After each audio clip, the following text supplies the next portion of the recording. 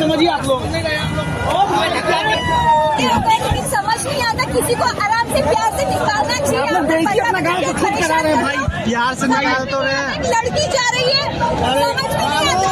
Photo के लिए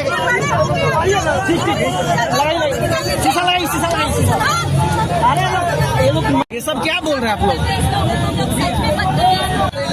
रास्ता क्लियर करवाना भाई, रास्ता क्लियर करवाना भाई।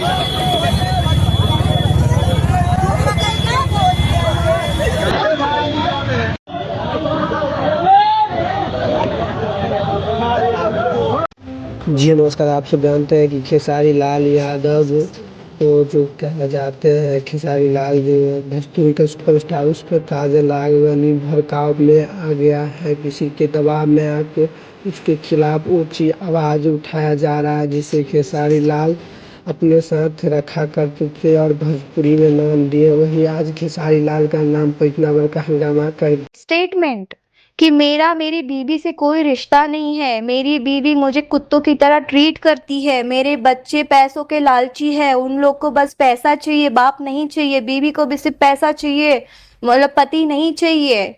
और मैं बहुत जल्दी अलग हो जाऊंगा, हम लोग 2 साल में शादी कर लेंगे।